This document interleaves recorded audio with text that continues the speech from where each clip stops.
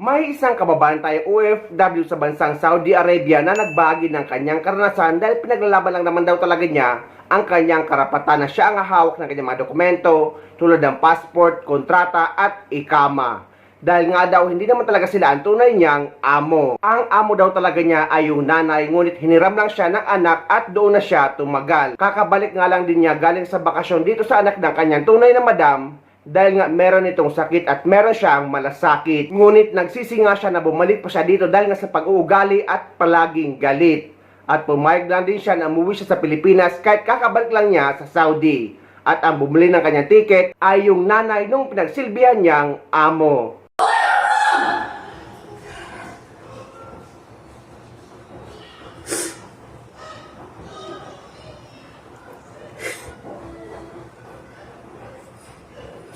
Update lang ko sa nangyari sa akin kagabi, no. So nandito nga pala ako sa sa bahay ng mama ng madam ko.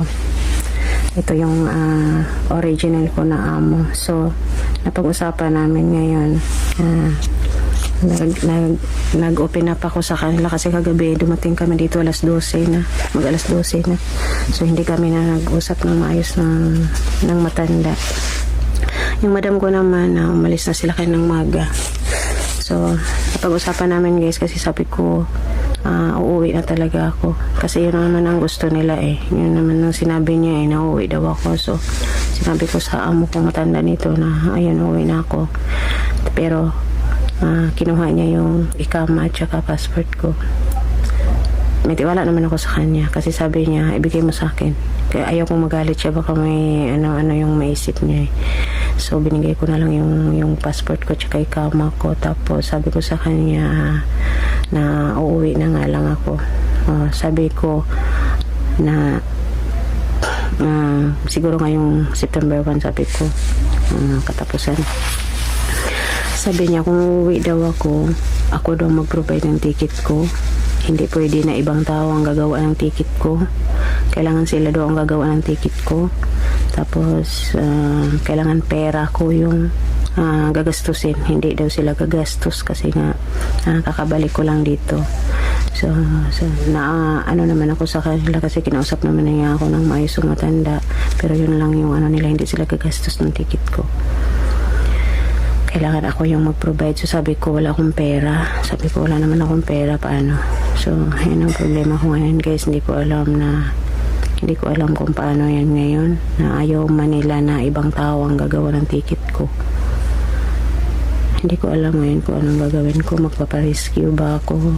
O anong bang gagawin ko? Kasi kung ano talaga, minsan pa naman wala talagang net dito. So ngayon nakiusap ako sa matanda na magpa-connect ako sa cellphone niya ng wifi. Kasi sabi ko kakausapin ko muna yung pamilya ko. Sabi ko kasi nag-alala na sila sa akin. Ayan. So hindi ko lang alam ngayon kung ano na naman yung mapag-usapan namin. Kung ano na naman yung ano bang dapat kong gawin. Kasi gusto ko, okay lang naman sa kanila na mag-stay ako. Sabi niya, okay lang sa amin na mag-stay ka, magtrabaho ka.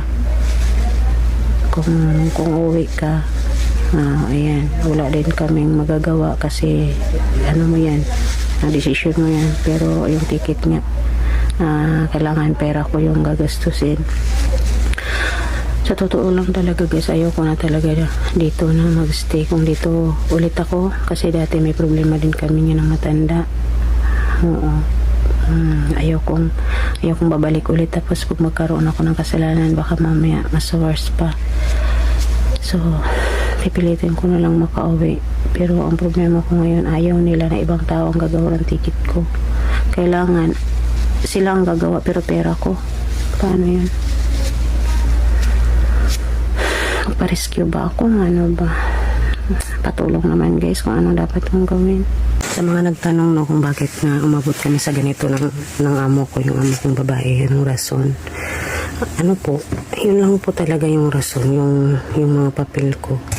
Kasi kagigising niya lang nun eh. Sinabihan niya kaagad ako na, Roslyn, give me your paper. All your paper, give me. Ana, ganyan kaagad yung bungad niya sa akin. Tapos yung pagkasabi niya, yung pagalit ba, hindi ko alam kung bakit. Tapos sinagot ko lang siya na, no, anak ko, no. Sa akin yan, sabi ko, nasa papel ko yan, nasa kontrata ko yan na dapat ako talagang hahawak ng mga papel ko, lahat ng papel ko, dapat ako talagang hahawak. Tapos yun, bigla na lang siyang nagalit, yung taas kaagad yung boses niya na, why? Agad siya, why? Lahat daw ng katulong dapat ibibigay daw talaga sa mga madam yung mga papel. Dapat sila daw talaga yung hahawak niyan. Sabi ko naman,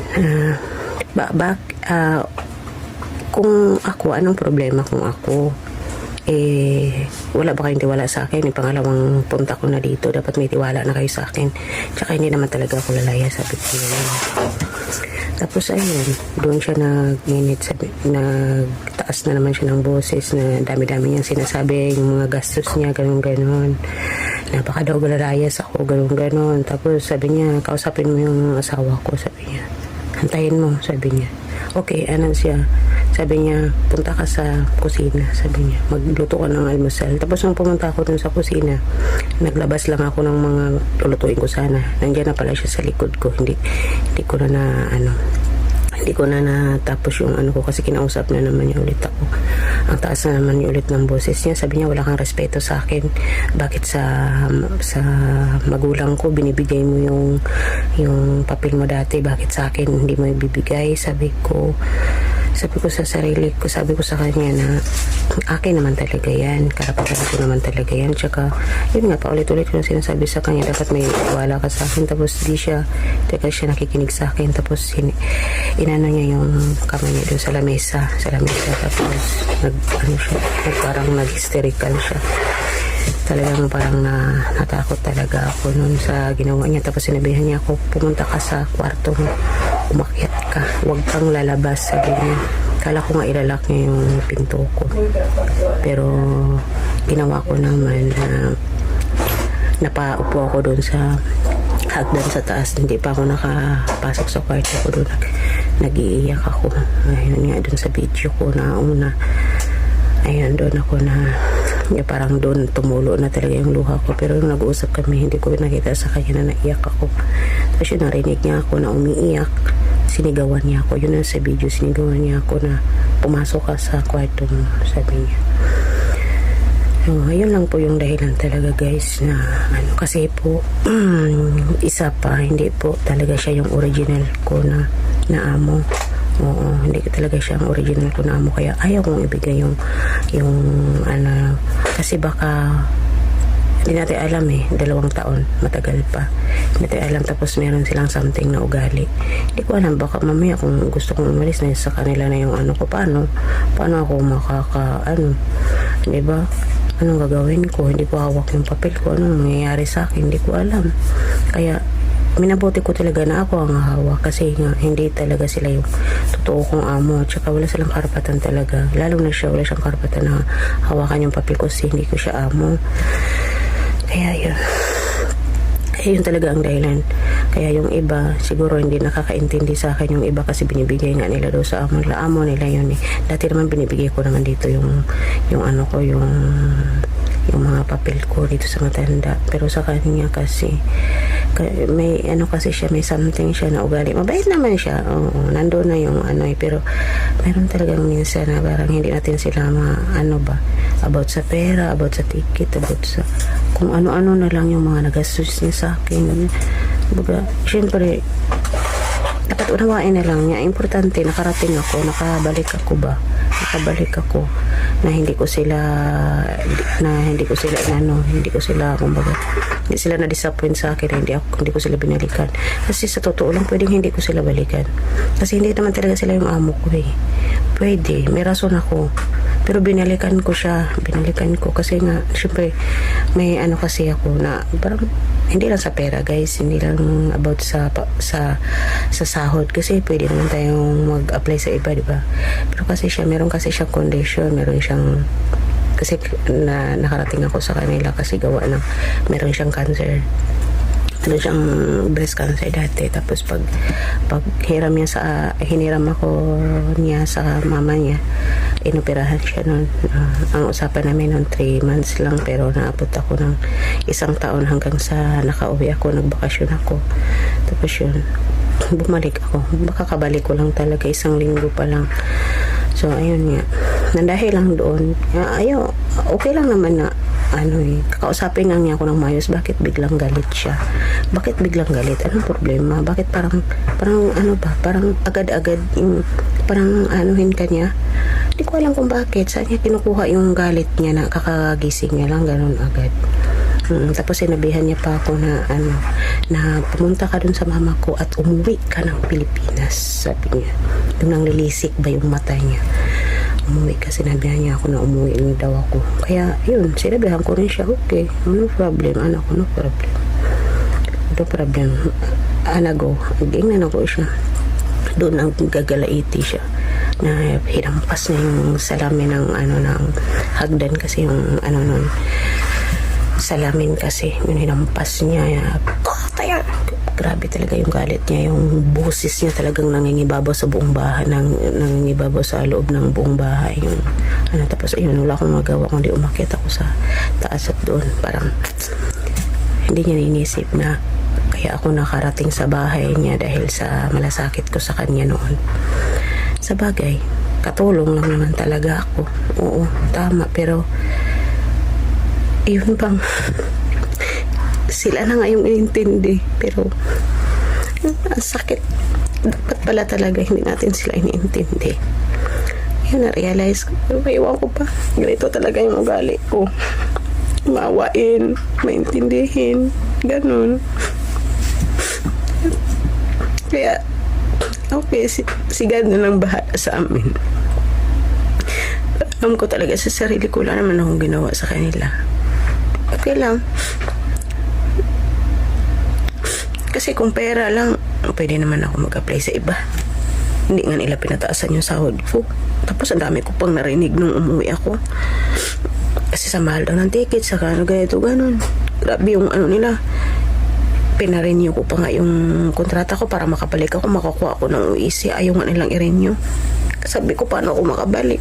Tapos galit pa sila sa akin. Grabe yung nila sa akin, kasi daw iniisip ko lang daw yung gasto na hindi naman daw ako maglalabas ng pera, sila. Pero hindi nila alam, para sa kanila din naman yun. Nababalikan ko sila. Sisis talaga ako na bumalik. Nandito na to eh. Anuin ko na lang na makauwi ako. Ganun. Una na ko madam po ng mga pinabaon niya sa akin. Ayan. Naunan niya ako ng juice. Nainom ko na yung dalawa. Nabaunan niya ako ng